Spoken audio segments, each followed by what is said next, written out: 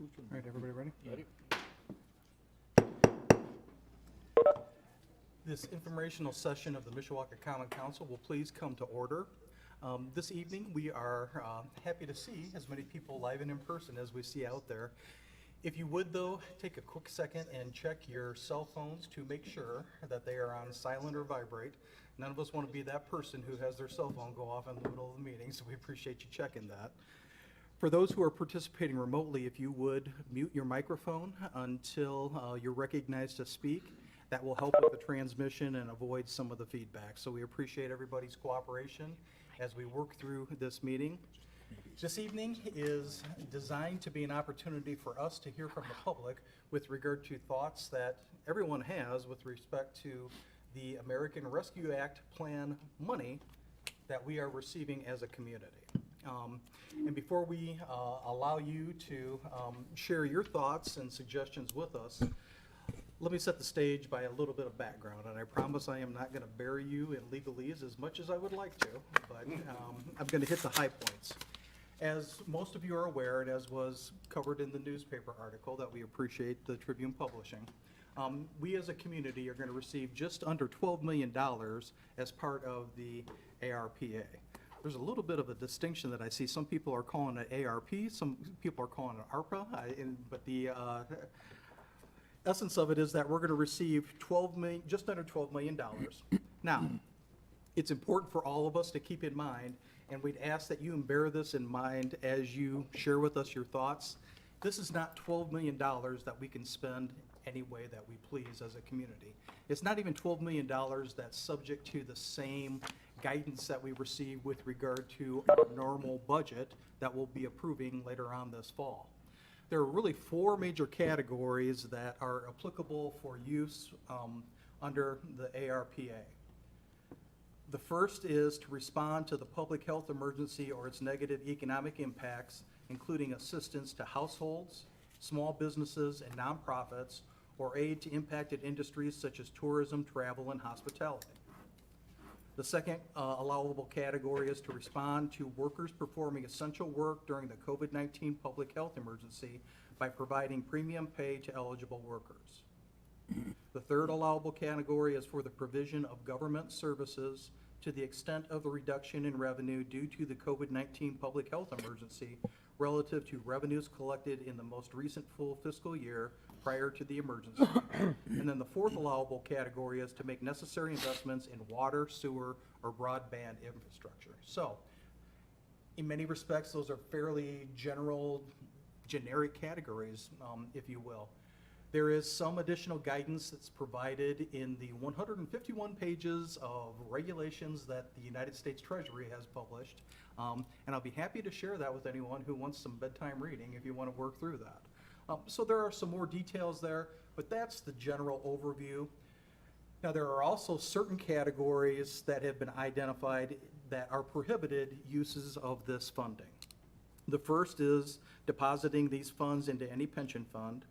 And the second is to use funds to directly or indirectly offset a reduction in the net tax revenue of the state or territory resulting from a change in law, regulation, or administrative interpretation. So, as I understand the reg, the essence of that was that governmental entities can't cut taxes and then use this to backfill what they've lost in revenue as a result of a tax cut. So there is a fair amount of flexibility here, but I'm sure you may not have picked this up since I read through those fairly quickly, but there always has to be that nexus between a good project, an allowable use that falls into the categories, and the COVID-19 pandemic. So we always have to tie that together, and to the extent you can this evening, it may be helpful if you can try to, in your comments, touch on how what you're thinking ties to the pandemic or the aftermath of the pandemic. It's important to bear in mind that these funds may be used for the allowable purposes retroactive to March 3rd of 2021, but they must be encumbered by December 31st of 2024. So we have to identify what we're going to spend the money on. But the funds that are encumbered during this period have to be spent by no later than December 31st of 2026. Those of you who work with federal grants, and I know there are more than a couple of you who do, can understand this next comment. If we don't spend it by 2026, we have to send it back to the federal government. And that's the last thing that any of us want to do. So that is the general overview. Are there any other comments that any council members wish to add before we open the floor up to the public? All right. Hearing none, even before I open up the microphone, we had a couple comments that we received via email directed primarily to the mayor's office that I want to read into the record before I open things up for comments. The first indicates and reads, to the city planners of Mishawaka, hello, I am writing because I read the city has extra money from the COVID fund and that it is open to suggestions as to what to do with it. The wastewater bill is way too high. Everyone is complaining about it. It would be very helpful to use the funds to reduce our wastewater bill. It would certainly not be a waste to use the funds from COVID on our wastewater bills. Thank you, sincerely, Janice Canute. The second form of written communication we received was an email from Michelle Edelman, who indicates, I am not sure how the COVID money is supposed to be spent. I saw a post asking for suggestions. 1, help citizens with necessary repairs to their homes. And 2, pay for children's school lunches. Many parents are struggling. No child should have to be hungry.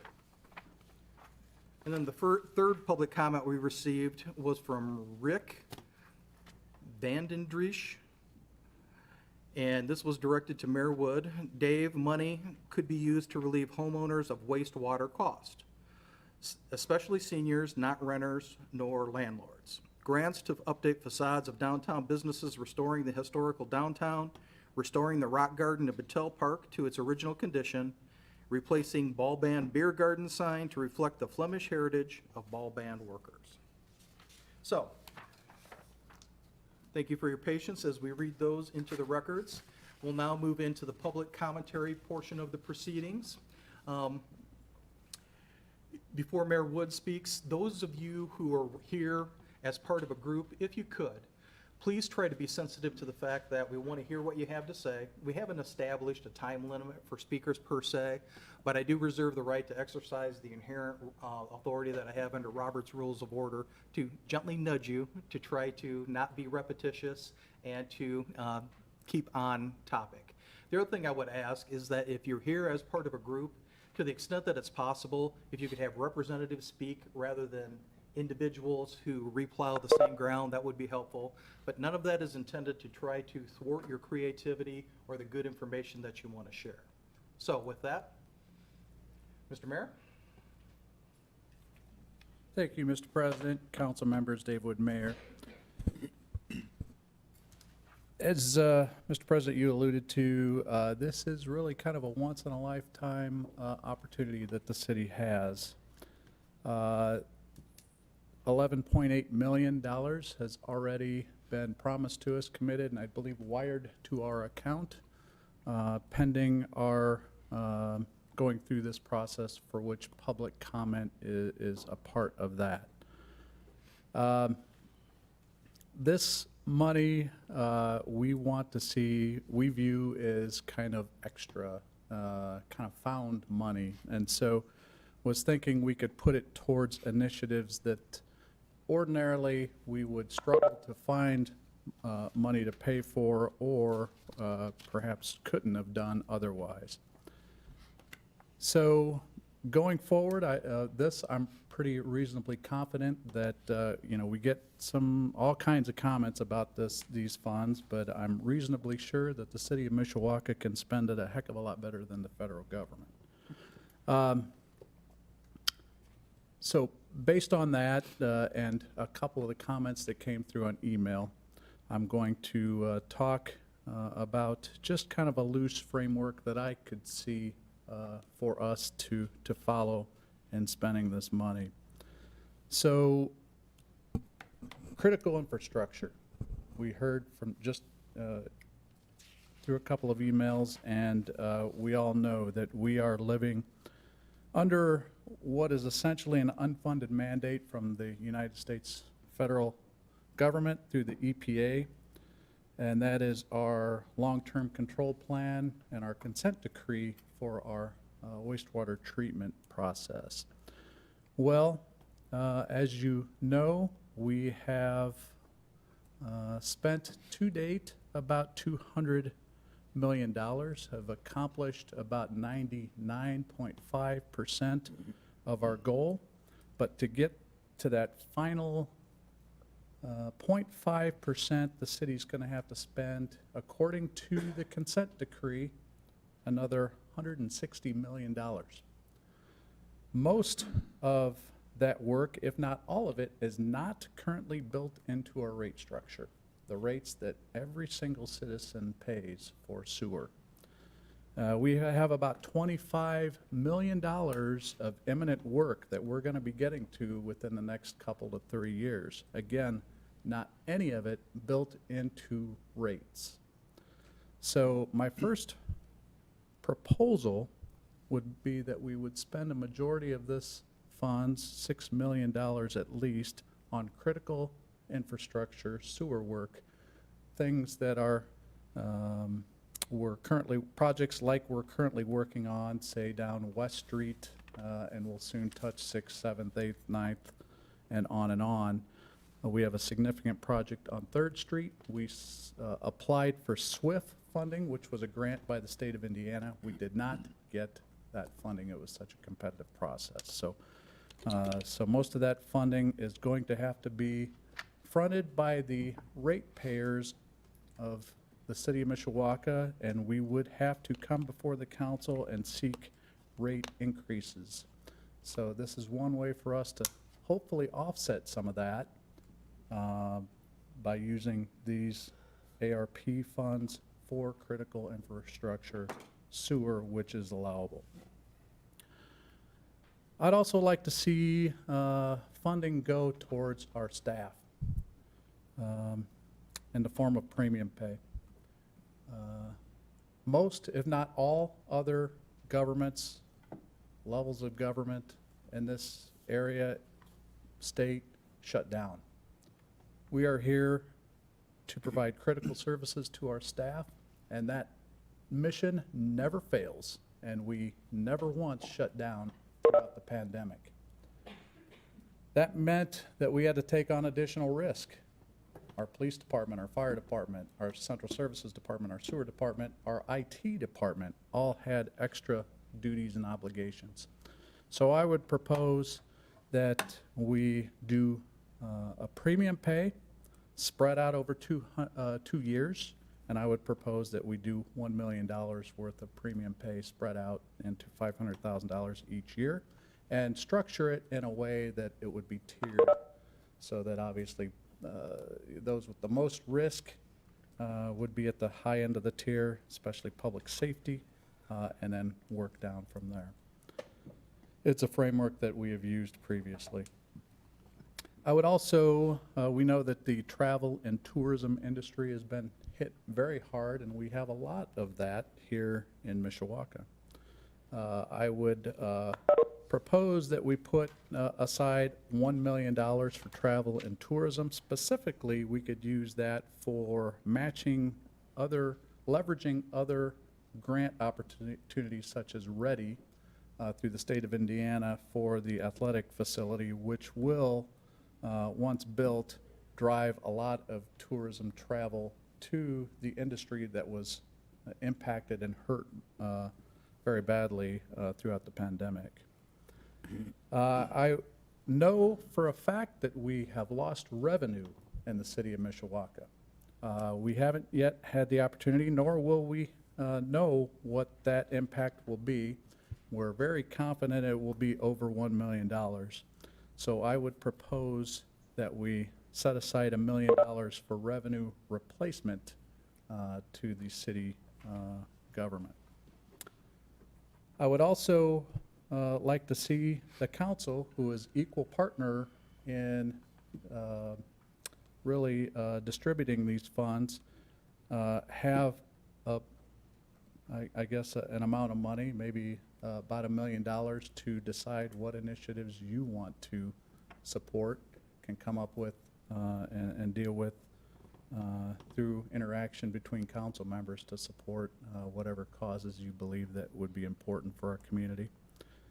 I would like to, we know that some of the critical impact from the pandemic, one of the things that I hear a lot is mental health, specifically with youth populations. And so I'd like to see us spend a portion of our ARP funding on mental health initiatives, maybe one-time only types of payments to maybe it's nonprofits, organizations who deal in mental health, specifically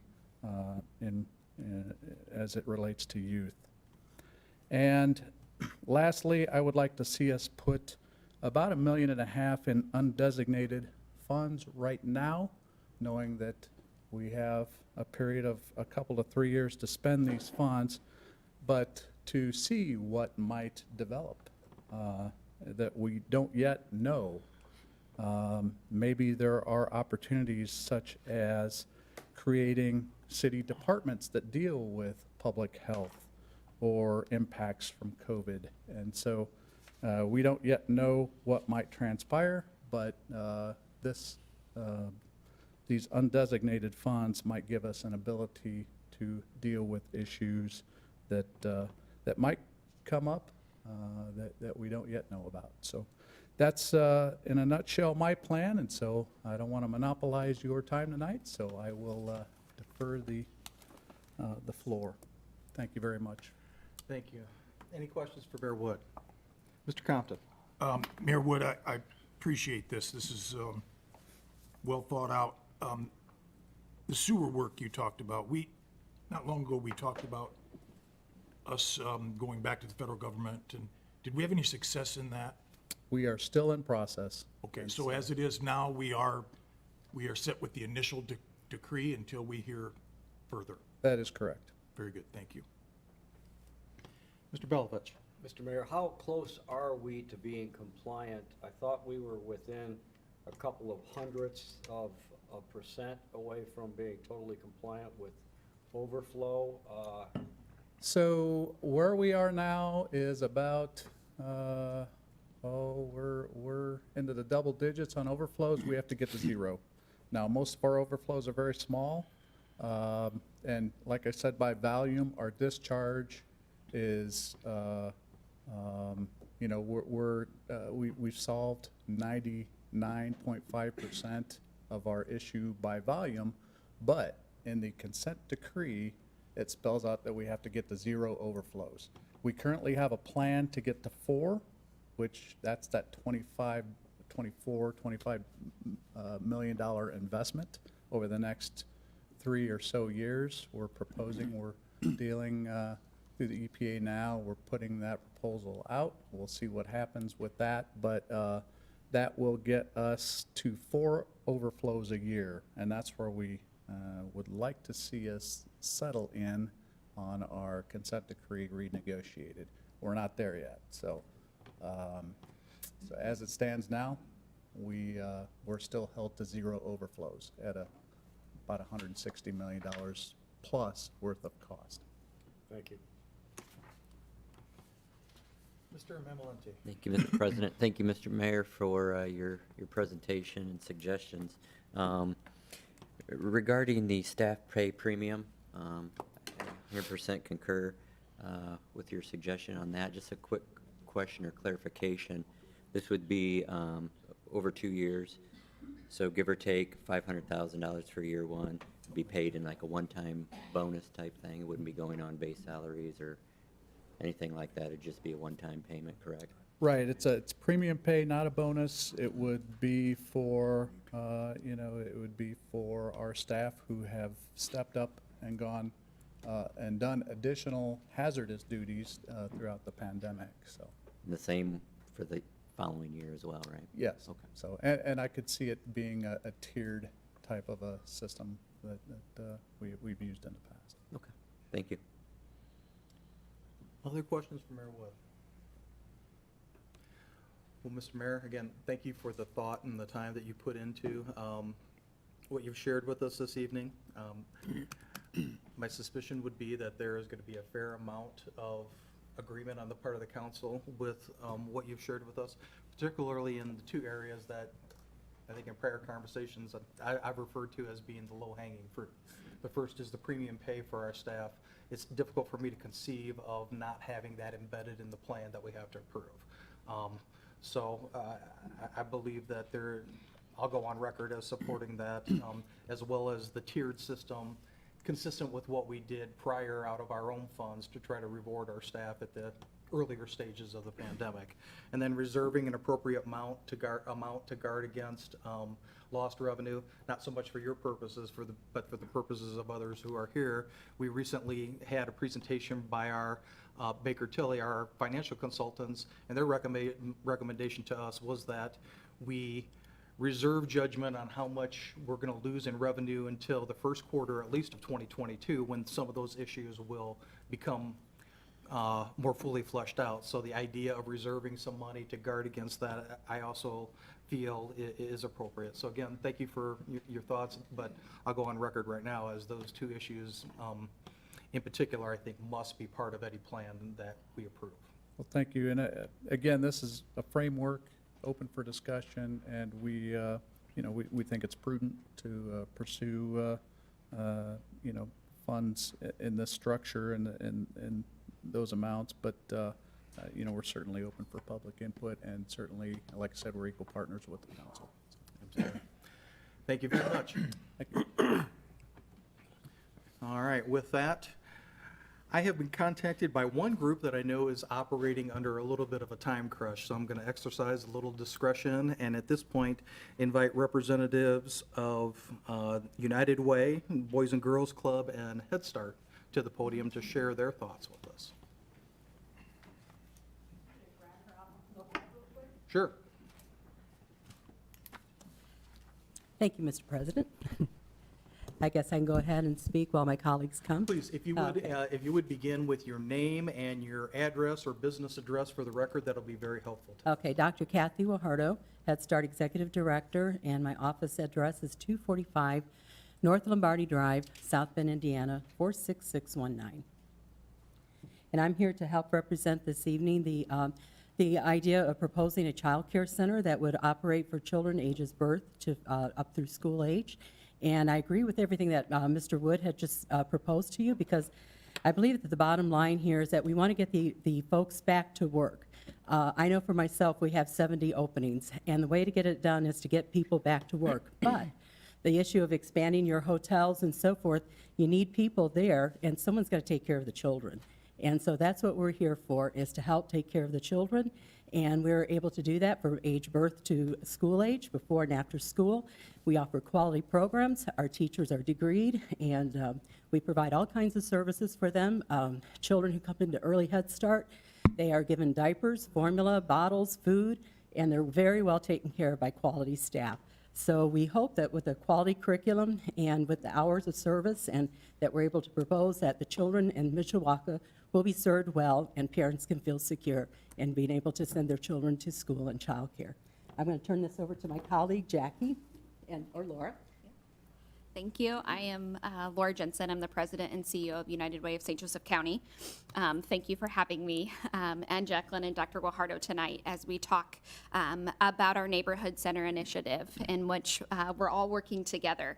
So at a whole, we embarked on this journey in 2018 as United Way of St. Joseph County to bring together an under one roof model, something that has never been done before in our county, but has been done before across the country. We had the opportunity to go to Los Angeles, California, and visit the Magnolia Place Initiative. And we got to experience firsthand what it looks like when you've got partners who come to the table to put the needs of children and family first and under a common goal. And with that, we decided we need to bring this back to St. Joseph County. We need to help children and families thrive in our county and break every single barrier of success. And out of that birthed the Southeast Neighborhood Center, in which we break ground tomorrow morning at 10 a.m.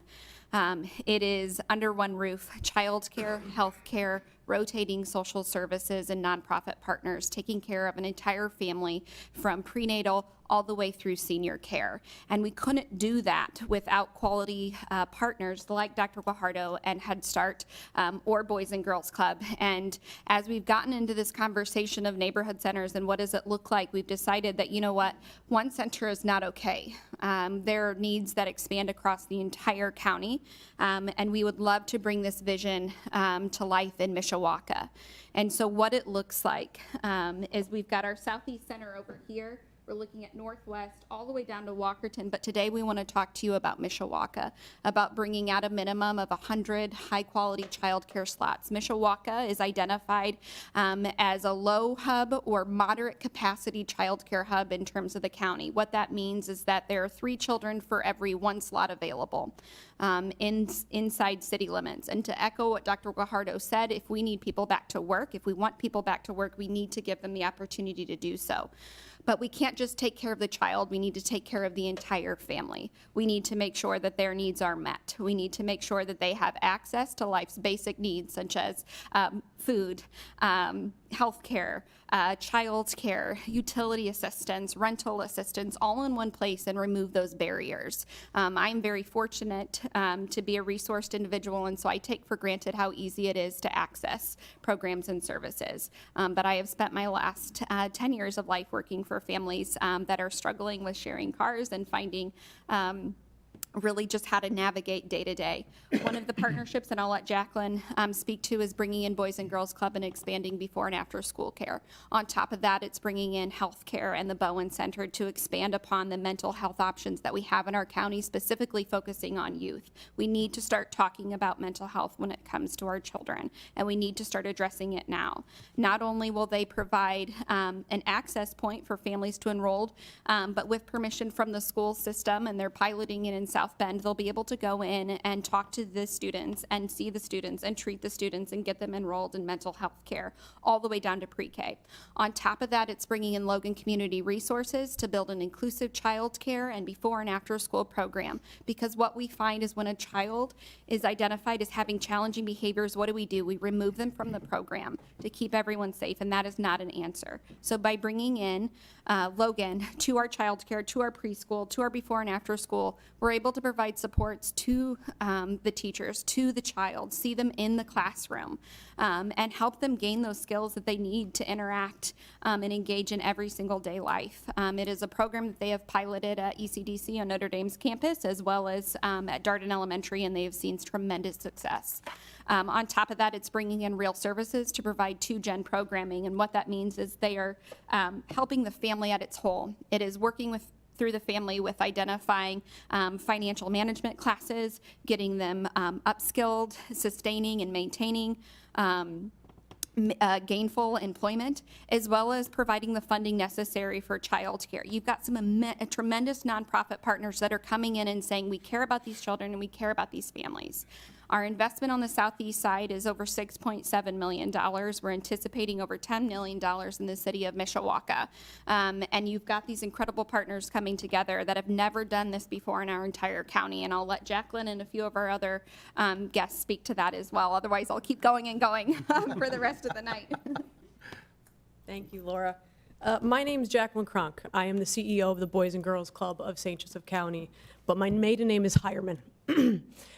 My family grew up 8th Street. My dad was one of 7 and grew up in poverty right here in this hometown. I was born here in Mishawaka. I care tremendously about this community.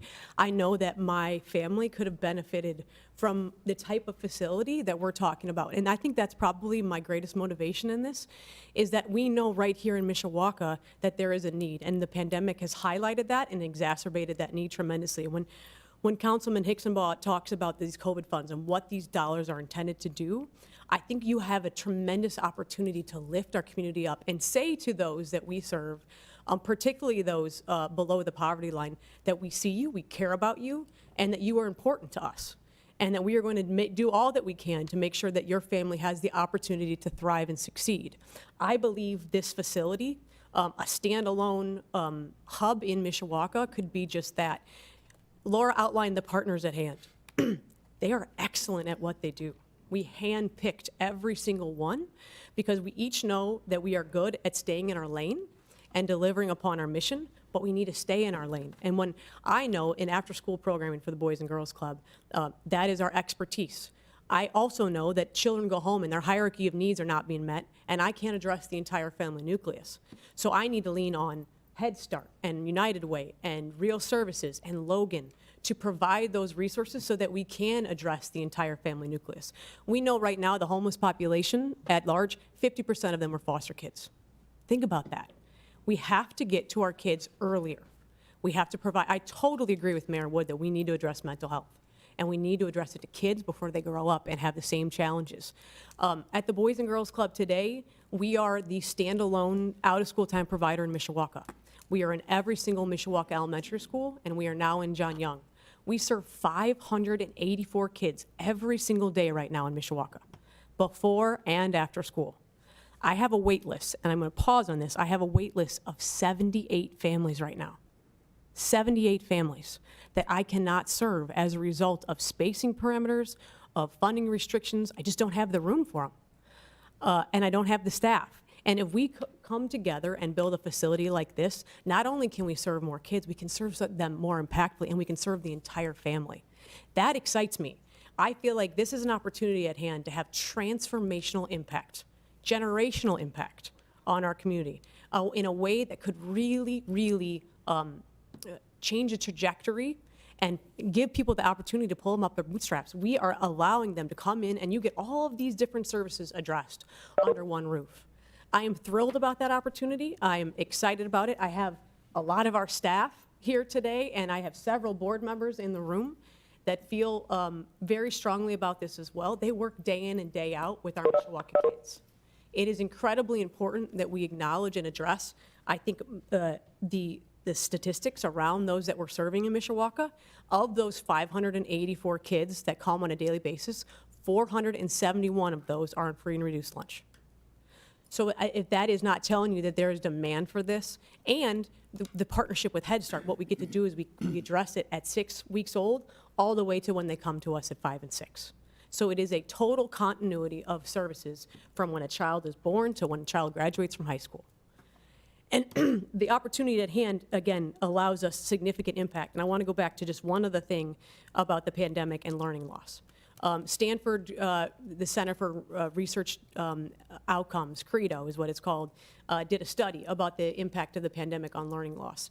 Indiana is trending higher than everyone else. They are predicting that Indiana students are behind at least 2 grade levels in reading and 1 grade level in math as a result of the pandemic. The Boys and Girls Club, we did our best to do what we could. We facilitated over 100,000 hours of e-learning when schools were forced to go virtual, when stuff shut down, and we're continuing to be there. And we, again, really seek your support to allow us this opportunity to have a presence in your community and really make a transformative impact. And I'm going to toss it to Jack Gregory, who is actually from a different foundation that is also supporting us in this initiative. Thank you. I'm Jack Gregory. I'm the chairperson of the Family and Children's Center Foundation of St. Joe County. I've been involved with the Family and Children's Center for a little over 35 years on the board of directors. And of course, the Family and Children's Center has a very long history and really founding history in Mishawaka in serving children and families in the community. This opportunity, I think, in front of this organization, these leaders, is something I've never seen in my 35 years. Certainly the needs we have today are exceptional, but we've had needs over the 35 years that have come and gone. But we certainly see needs today: mental health, positive activities for children, support for families as being a real critical issue. But we've got some things that we've never had. First, we've got leadership. And I can tell you in my 35 years of supporting not-for-profits throughout St. Joe County, one of the great challenges I faced is how do we get all these great organizations to cooperate and come together and serve the family and the children together. We were doing a great job of serving particular problems, but we weren't coming together. And I've never seen the kind of cooperation that have come together over the last 3 or 4 years to put together this initiative. It's tough leadership. It's good. I think the other thing is funding, and that's where the Family and Children's Center has stepped up. We've made a commitment up to $2 million towards this initiative. That's the largest commitment we've ever made in the history of the foundation. We've committed over the last 25 years about $10 million towards children and families. But we see this, and we've been looking at this problem for the last 2 years with a committee and a task force. We see this as the most significant investment we can make. And I hope that as you take a look at this, you see this also as a significant investment for Mishawaka, children, and families. Thank you. Thank you. Are there any questions for our multiple presenters? Mrs. Volker? Hi, thank you. Thank you, everybody. Sounds like you are very, very busy. And of course, I've read about the center in South Bend. So I just I had a question for Mr. Gregory. When you, and it's very specific, but when you say Family and Children's Foundation has committed $2 million to this initiative, are you saying to an initiative in Mishawaka, or are you talking about the initiative in South Bend? Can you kind of clarify? And before you answer, sir, if you can all come forward to the microphone, since we have some folks participating online, they won't be able to Sure. hear you even if we can. So the $2 million commitment is to the broad initiative for the county.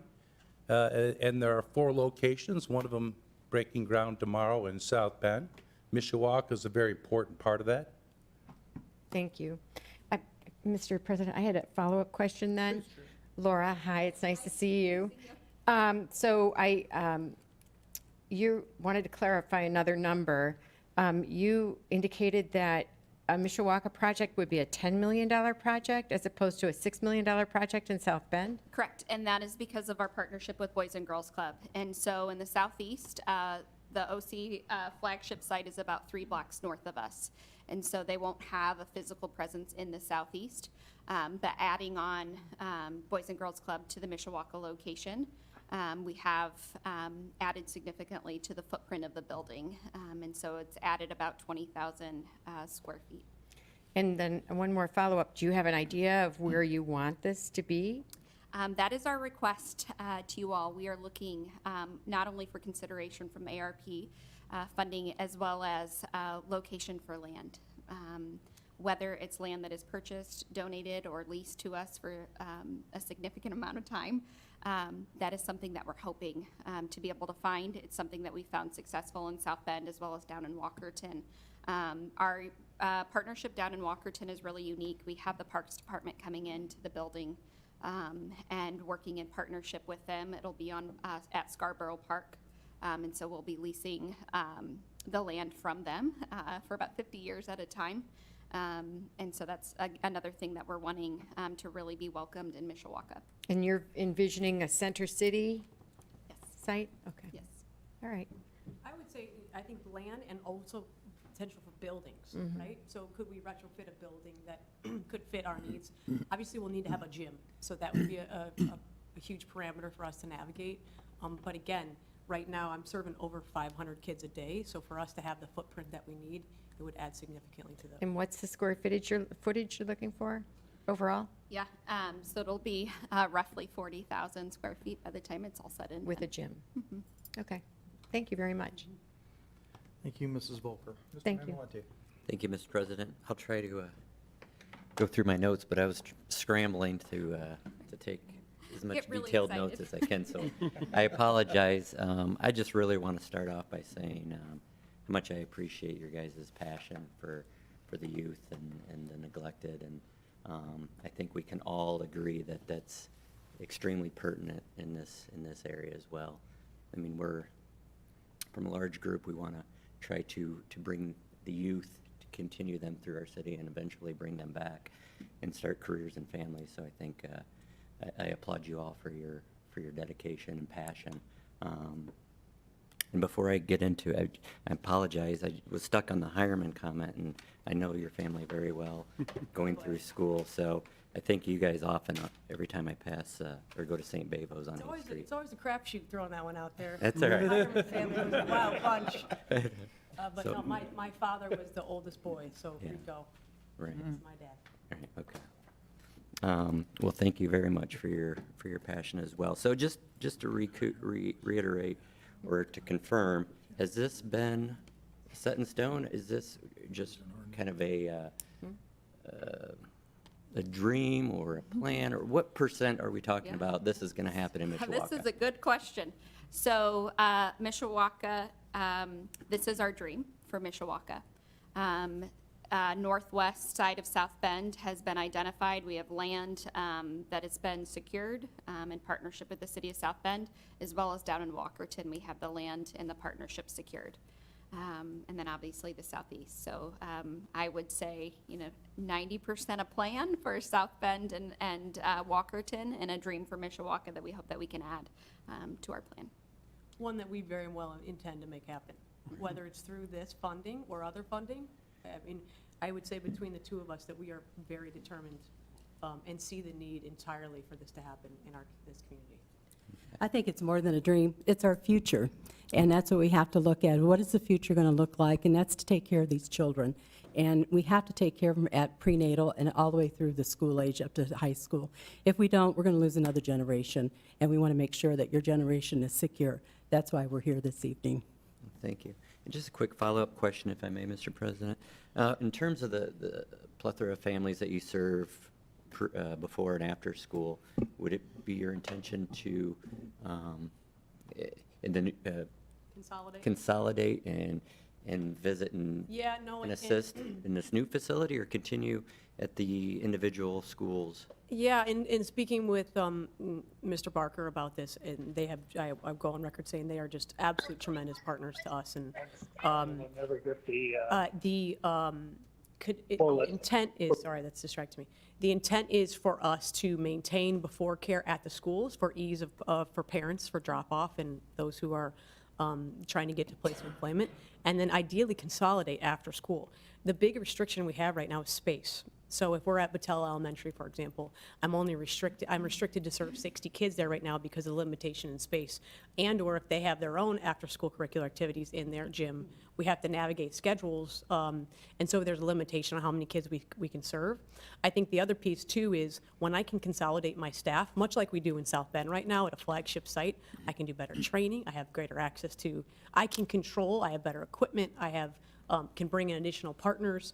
There's a lot more possibility at hand, particularly with, right now we just received, the Indiana Department of Education awarded us a $7.9 million grant through their learning loss recovery, and that really allowed us to double down on college and workforce readiness, social emotional learning, math fluency, and literacy. And so we are able to implement that right now at all those sites, but when we can bring it all together, it allows us to double down on our partnerships with Robinson Community Learning Center, with Urban Math, with Girl Scouts, with Girls on the Run. Again, I really believe, and I know Laura does too, and I'm confident Kathy does as well, that we are stronger when we work together and when we collaborate and we put the forbidden F word funding to the side. And we really do what is in the best interest of our kids. And I think that's a silver lining of the pandemic right now, is that you have nonprofit leaders coming together to say, what do we want our future to look like? And what do we have to do to get there? And honestly, we're leaning on you guys to make a decision to invest in that, to allow us to do even more than what we are doing right now. I mean, honestly, I think we're just scratching the surface. The way that this location could be built, you could also tap into the Title I schools and PHM.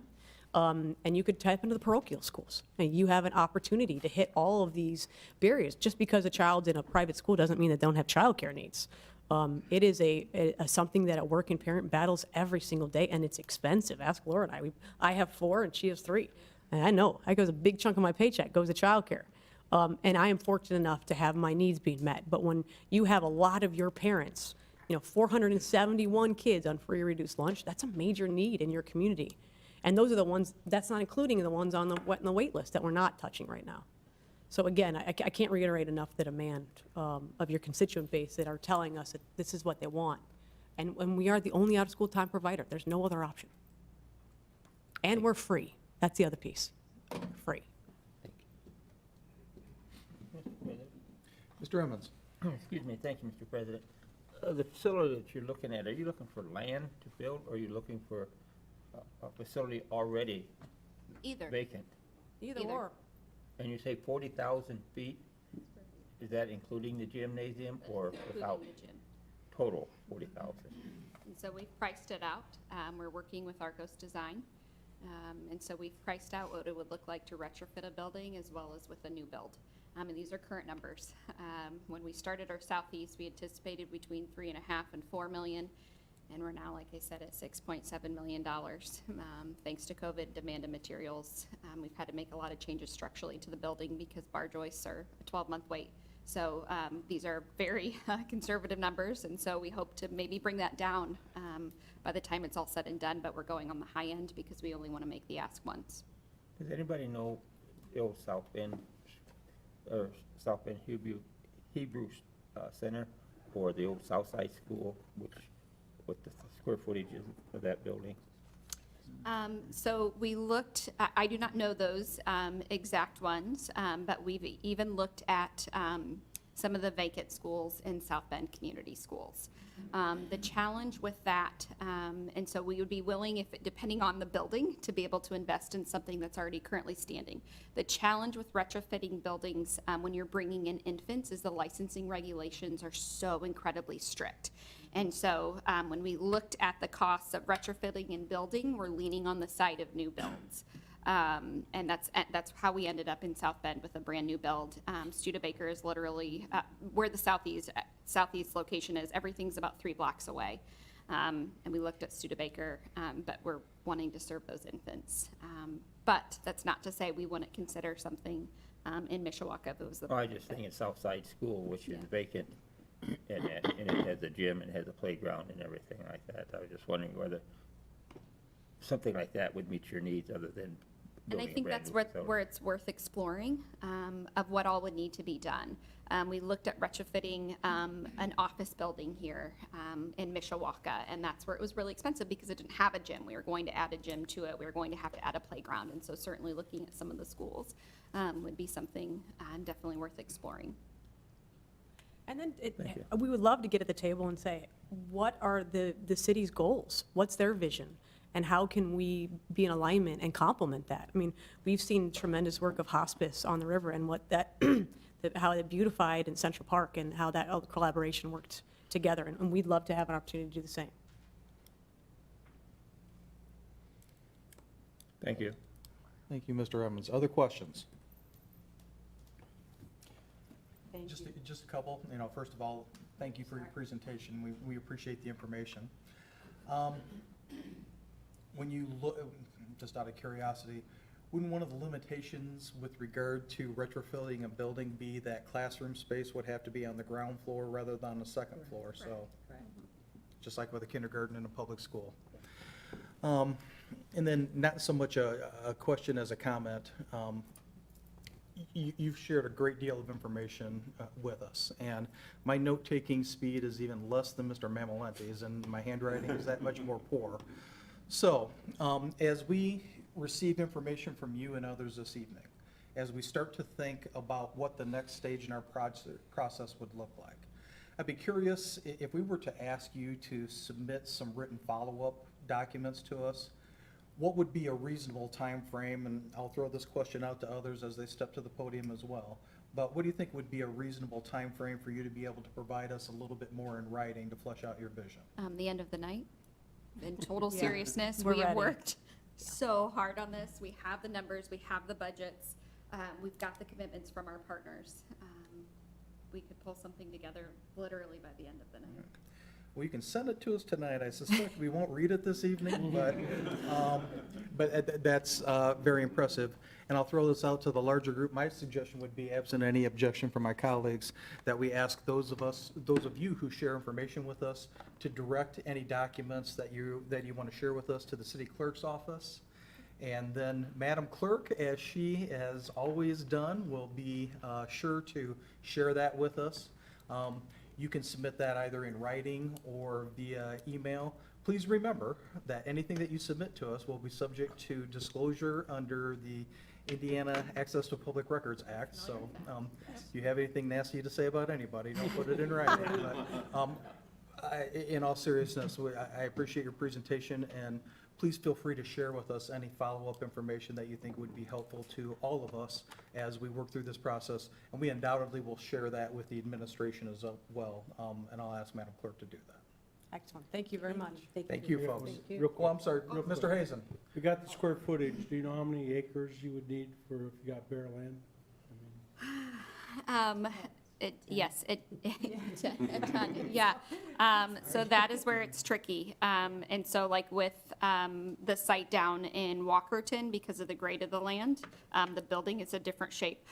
What we have going on the southeast, the city of South Bend was very particular about wanting a corner-facing building, so we took half of a city block.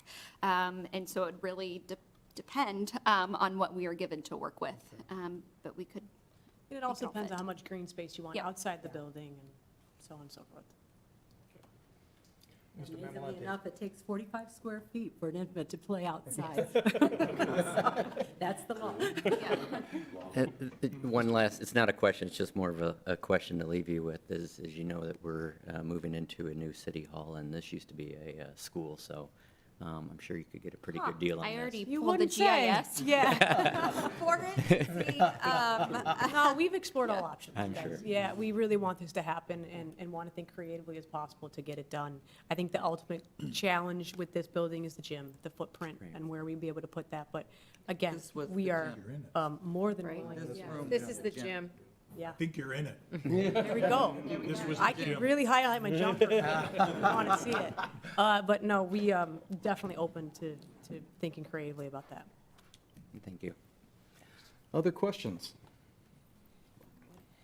Thank you, folks. Oh, thank you. Is there anyone else wishing to speak? Please come forward. And for those of you who were involved in the last presentation, we certainly would invite you to stick around, but if you have other places to be and you need to leave, please feel free to do so. So with that, is there anyone else wishing to speak? If so, please come forward. Thank you, folks. I'm sorry.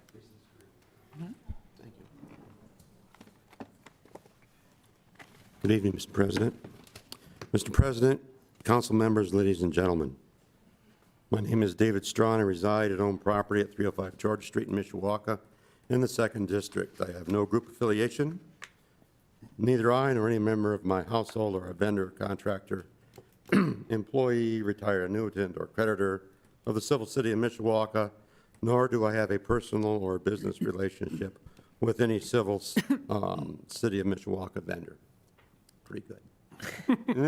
Nice disclaimer. Yeah. I have two recommendations on how the civil city of Mishawaka should spend the $12 million in American Rescue Plan Act of 2021 money, Public Law 117-2. The recommendations are listed in cardinal order. Recommendation number 1, return the money directly to the individual natural taxpayer or an inanimate entity such as a for-profit business or nonprofit organization by way of a credit against property taxes due. Recommendation number 2, apply the entire sum of the $12 million in American Rescue Plan of 2021 money towards the City of Mishawaka Stormwater Sanitary Sewer Separation Project. That concludes my remarks for this evening, Mr. President. Thank you for your time and attention. Thank you. Any questions? Thank you for your brevity, sir. You're more than welcome. Very much appreciated. Is there anyone else who wishes to speak? Please come forward.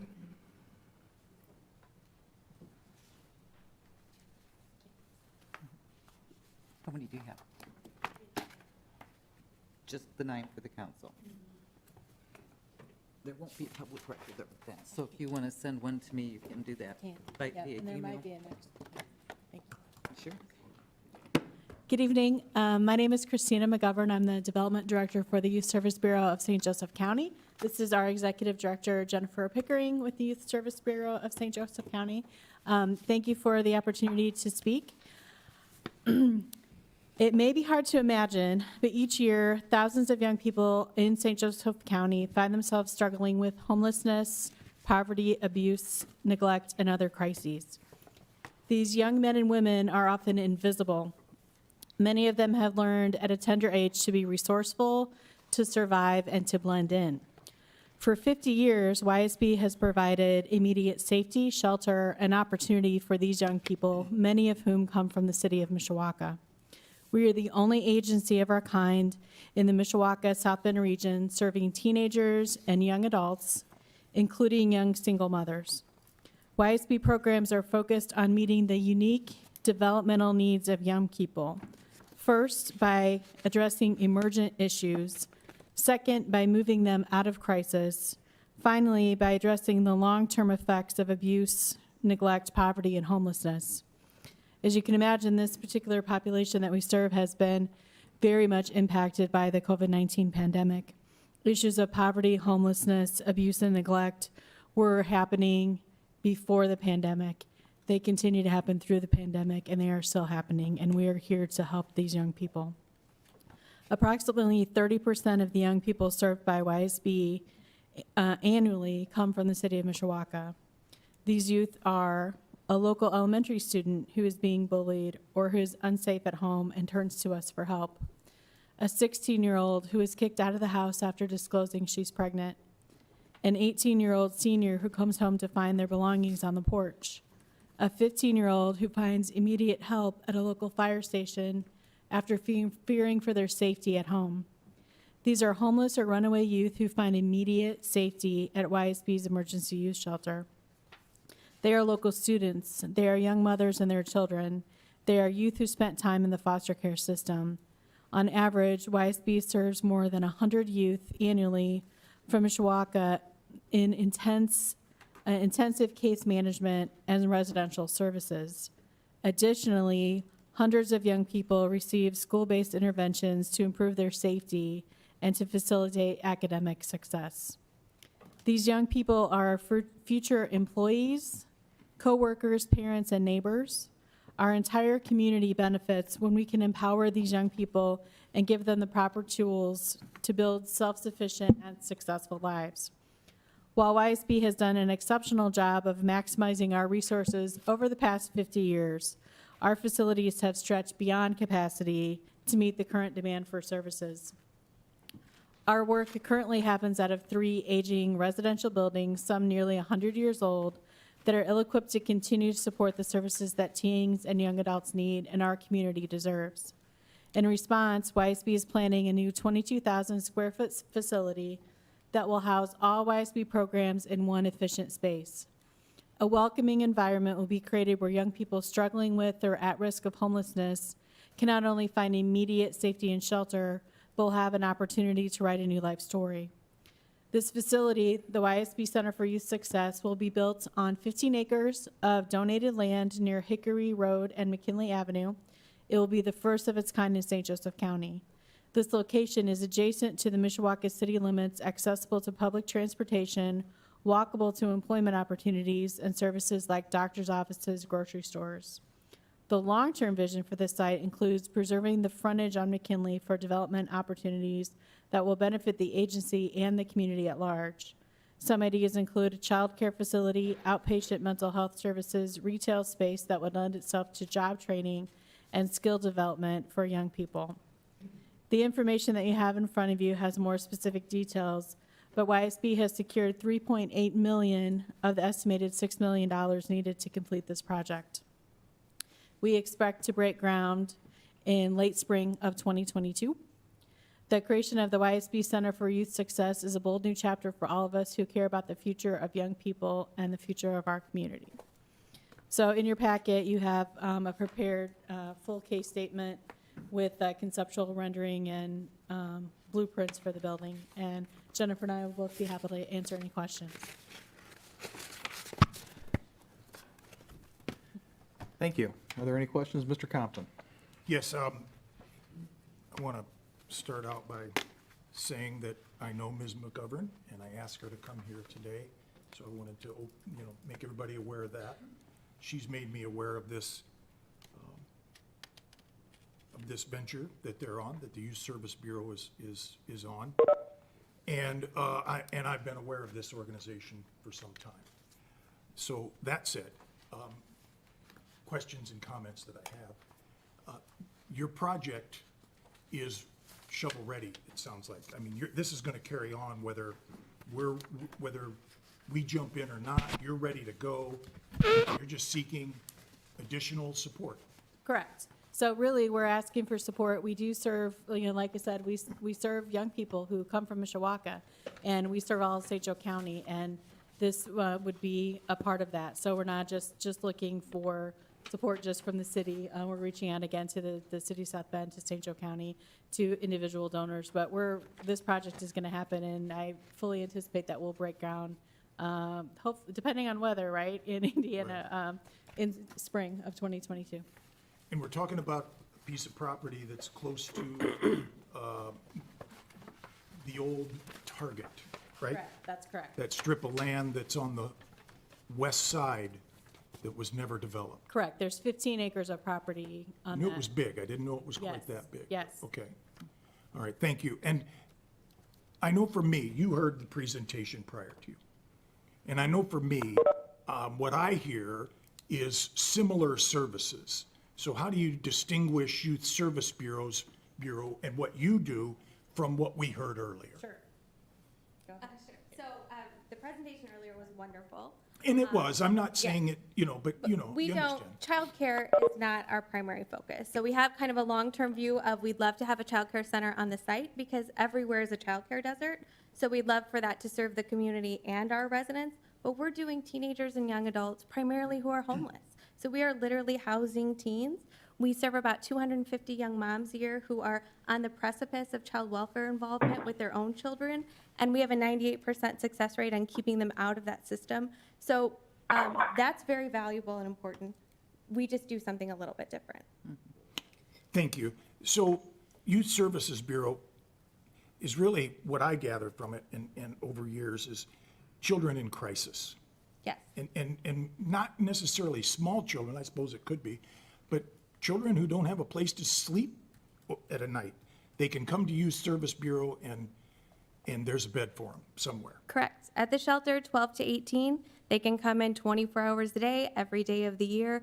If they are homeless, if they're running away because they're not safe, if child welfare needs a short-term placement for a young person because they need to figure out what is going to be in their best interest, our doors are literally always open and stayed open throughout the entire pandemic. Thank you. Thank you, Mr. Compton. Mrs. Volker? Thanks. Just to,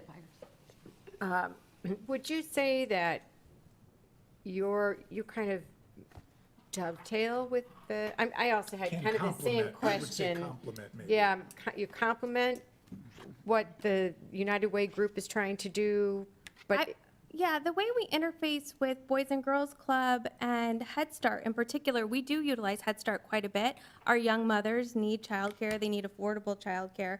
And because we have some federal funding, we have some natural relationships with Head Start that kind of get us in, a bit, facilitate our entry points. But most of our kids are either kids themselves, so we're serving 12 to 22 is kind of our primary age range. And of those that are parenting, they're parenting the really little ones. So we're talking about daycare in the smallest, for the smallest, not necessarily after-school care as much. And we don't, when they're in our care, they don't utilize after-school care on their own because they just come back to us during the day. Does that answer your question? okay, thank you. Thank you. Mr. Mamalante? Thank you, Mr. President. Thank you for the presentation. I'm sure you already heard that I'm a terribly slow note taker. I'm even a slower reader, so I'm not getting through this at this point. But I wanted to ask you a couple questions, and I have quite a few. But I guess I'll start off with, you had mentioned a number of the overall project and what you're short of. Could you repeat those numbers, please? Sure, for the campaign. For the funding, yes. Sure. So we have secured right now 3.8 million of our estimated 6 million in cost, and as you know, construction and all that. We started with a 5 million number about, a year and a half ago. And so we are aware that costs continue to go up in Yeah, certain regards. but it won't be that, it'll be in that range, for sure. So that's what we have committed, and you have an outline in the folder. I named specifically some of the entities in the area that have made commitments, and we're in the in the full swing of a campaign, so we're having conversations with individual donors, and we have quite a bit of asks out there right now that are pending as well. So, and pardon my ignorance, but how, if a teenager was abused or on the verge of becoming homeless, how does he or she know about your group and Sure, the things we that can- you offer? Yeah, so any number of ways. So we get kids from all sources. Kids walk up themselves because they know about us. Their social workers at school refer them. The police bring them when they've been recovered. But we also operate the Safe Place program. So if you're familiar with all of the businesses with the diamond signs in them, so all of the Martins, Burger King, all the fire stations. And we have an educator who goes out not only to train all of those sites on what to do when a young person presents, but she reached 13,000 kids last year, presenting on what that sign means for them and what will happen when they step in that door. And honestly, what will happen is they will be made safe and someone will contact us and we will come recover them and kind of take the next steps from there. So we are and we also have a street outreach program that's literally out in the streets. They're giving kids food, clothing, resources, and they're advising them as well on what we can offer. So, a teenager could come to you for one evening just to get out of Correct. a dangerous environment for the evening, et cetera? Mhm, 24/7? Literally 24/7, every day of the year. Okay. And then do you guys, not to delve too much into it, but, I'm just anticipating some questions that I would receive from citizens that may be living nearby. I mean, do you have issues with drug use or crime or anything of that nature? I'm anticipating some questions. Yeah. So we nearby. we generally don't. I mean, certainly at the shelter we don't have those issues. We're talking about primarily younger kids in our transitional living, which spans a little bit older. Every once in a while we have to take alcohol out of someone's apartment, but we don't have, I think, maybe the types of things that you might have seen in the news as it relates to other programs. We don't have police calls frequently. We don't have fights with residents. We don't have major drug use. In fact, to be in our transitional living program, they have to be drug-free. So if they come in and they're not maintaining their sobriety, what we'll do is help facilitate getting them into treatment, but they can't stay in the program in that state. They're at risk, and then it puts the other residents at risk. What's the average length of stay? It depends. So in the shelter, without a waiver, they're supposed to be gone within 21 days. I mean, it's a shelter. We don't want kids in a shelter long-term. It's crisis intervention. So most of our kids stay about 10 to 12 days is kind of the average in the shelter environment. Transitional living, our funding allows for them to stay for up to 18 months, though they average about a year with us before they move into their own housing. All right, thank you. That's all I have for this Mr. Mamalante. point. Thank you. Other questions? Ladies, just a few from me. Thank you again for your presentation and for the work that you do in the community. At one time, I was aware of the fact that you had a presence in Penn Harris Madison schools. Do you still have that relationship with PHM? Yes, we still do. We have staff in every PHM school except the high school. Okay. And then with regard to the children that you serve, is there an overlap at all? My suspicion would be that kids who are in even your transitional living program, quite likely may be under the supervision of the court as part of a Chins case or some other proceeding. Am I wrong on that, or is there some interplay with the juvenile justice system? Our kids in the shelter, there's definitely some interplay between both child welfare and juvenile justice. As they get into transitional living, they generally tend to be 18, and so they have chosen to step outside of that system. And we do have, for our own safety for our residents and the apartment complex we work with, they have to go through a background check to get into that program, so they're not coming in with significant criminal history either. And you may have shared this already, and my even slower note-taking than Sure. Mr. Mamalani betrayed me again. But with regard to the apartment complex, is there a set apartment complex that you work with for your transitional living facility, or does that vary depending upon need? Well, and apologize if I get in the weeds, so if you're just glaze over, you can just be like, stop talking. But, so for transitional living, which is one pot of funding, all of those apartment units are located in what's now called Prosper, what was formerly Park Jefferson. So there's some real benefits to that location for us. Public transportation, it's close to IUSB. Again, close to some of those same amenities we discuss about this site. You know, they can walk to the grocery store. For reasons you might imagine, that's not always the best. We have not had any negative interaction with fire. Well, we have been there, but we understand that that is an ever-present danger. Then we have a much smaller program for kind of our oldest youth. So this is going to be kind of our 22 to 24-year-olds who have most likely lived on their own at some point before. We put them in scattered site units across the county because we want them to be, if they need to be close to work, we want them to be close to work, our family, or their kids' schools. And so they're kind of spread out, but the majority are located at Prosper. Okay. Of the total universe of children that you serve and that you work with, do you have data, and if you don't have this with you tonight, you know, you could follow up with us, but do you track the data to the point where you could better educate us with regard to what percentage of the children who are in your programs are Mishawaka residents? Yeah, we average about 30% across the agencies. So some, our young moms is about 15. Our school-based obviously goes above 30. Our shelter looks like about 30, and our transitional living looks like about 25 to 28. I mean, these are kind of evolving numbers as kids come and go, but 30 is a pretty fair representation of across the agency where how many kids are coming from Mishawaka. Thank you. Any other questions? Then, thank you, and please, if there's any additional follow-up information that you wish us to consider, please submit that to the city clerk's office, and she will circulate it amongst us. Thank you so much for your time. Thank you. Is there anyone else with us here this evening who wishes to speak?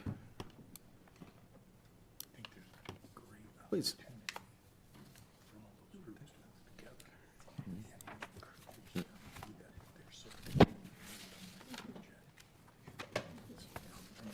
I'm John Baines. Some of you know me. I live at 721 West 10th. A lot of good suggestions here tonight, and it's easy to see how fast $12 million goes. It blows the mind. I mean, and they're all great causes. Can't argue with any of them, really. The only thing I would like to add is that our emergency services are getting a premium in Mayor Wood's proposal, it sounds like. I would like to see us fast-track emergency service hiring personnel. I think we have the 2022 budget done already, and we have an addition on there.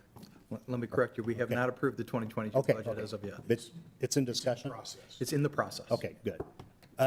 So I would love to see some of this money be set aside. Sounds like we've got a 4-year spend down on this. Some of this money be used to fast-track the hiring of additional emergency services people. We're seeing an increase in crime nationally, even locally. It's being blamed on the pandemic. Not all of it, but some of it. Some of it's a breakdown of the family, which in turn is also being accelerated by the pandemic.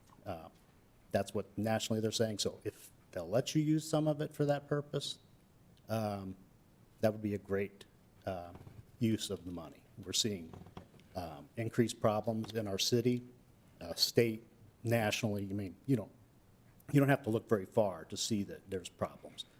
And it's an immediate threat to everything that we've talked about tonight. And every person in the city limits is feeling it, and it can affect them. And hopefully it doesn't affect them too severely, but it's not a secret. I mean, so that's all I have to say. I'd love to see some of this money be used to, we're hiring 1 extra, increase the manpower, hire 2 extra or 3 extra, whatever can be done, If we could do that, that'd be awesome. That's all I have to say. Thank you. Any questions for Mr. Baines? Thank you for your comments. Not so much a question as a comment. Whether it is from this funding source or whether it is from our general budget, however we do it, I agree with you that we need to do it. across the board in public safety, but with regard to police services as well. I think the beauty of what we've heard tonight is that while we look at some of those immediate short-term solutions, increasing staffing and some of the other things that have been discussed at various meetings with you and your neighbors, I think that this also provides us with an opportunity to make a long-term investment so that we can try to head off some of these problems and invest in remediating the problems almost before they even occur. So I agree with you that we need to take a long, hard look at our current staffing levels in public safety. I agree with you that if we are going to increase staffing levels, that we need to expedite that as much as possible. Whether this will be the funding source, I think remains to be seen, particularly with the strings that are attached to this funding source. Right. But thank you for your comments, and we appreciate your thoughts. Great time. Is there anyone else here who wishes to speak with regard to our funding? Seeing no one, then let me ask, is there anyone participating remotely who wishes to speak with regard to this topic? If so, if you would, please unmute your microphone and state your name and address for the record.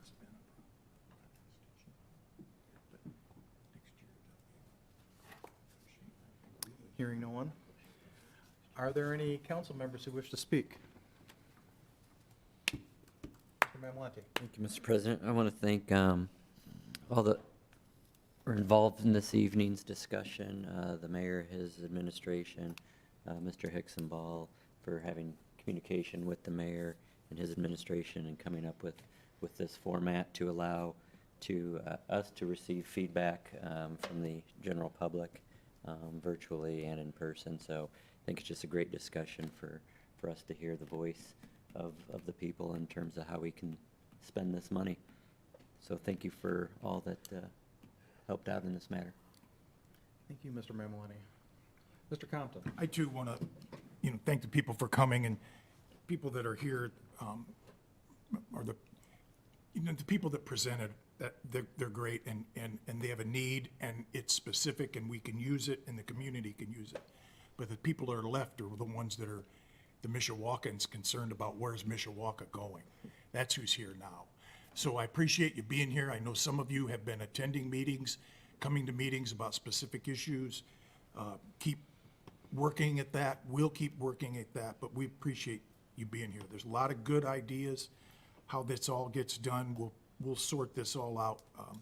But I really just want to thank everyone for showing up and having concern for the city. Your comments I take to heart. Comments I saw earlier I take to heart. The sewer of social media comments, it's unbelievable. So I appreciate all of you folks being here. Thank you. Thank you, Mr. Compton. Any other questions or comments? Then to wrap things up, thank you folks for being here. This is an issue that I would agree with Mr. Compton should be of vital importance to all of us who reside in Mishawaka, whether we're going to make a pitch, whether we're affiliated with a group that is asking for the funding or not, we all have skin in this game.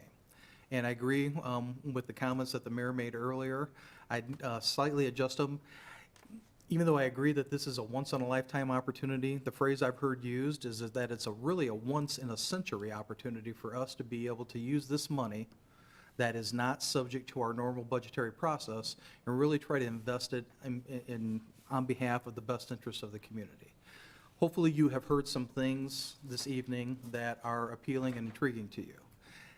Undoubtedly, Mr. Baines is 100% correct. $12 million does not go as far as you might expect. And this will not solve all the problems that we all agree are prevalent in the city of Mishawaka. And I guess I'll rephrase that. Not necessarily prevalent, but we have issues in this community that we need to address. I'll still maintain that there are any number of communities across the country that would trade our issues for theirs in a heartbeat and feel like they got the better end of the bargain. Yep. That's not to ignore what we need to do. We need to address certain things, but at the end of the day, this is still a community that is safe and secure and a great place to live and to invest and to own a home. So we have some work to do here. As has been indicated, this has been and needs to continue to be a collaborative process between the administration and the council, and continue to allow public input. So in my mind, at least, tonight is not the one and only opportunity for those community groups and those individuals who have thoughts to submit those to us. And I would invite all of you in attendance, all of you who may be watching this online, to also submit your thoughts and your comments and your suggestions to the city clerk's office so that those can be shared with the council. Where we go from here, I think, remains to be seen. We have a lot to digest. We heard a lot this evening that is very intriguing, and there'll be some follow-up information that we need to consider. Ultimately, what this will result in, per the federal statute, is the creation of a plan that will embed these specific concepts, and these specific dollar amounts in it. But I think most of us agree, all of us, quite frankly, that this will be an evolving plan.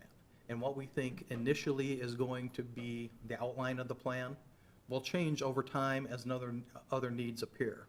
My final comment will be that you may have seen that other communities have already advanced further in the process and started to spend some of this money, and that's okay.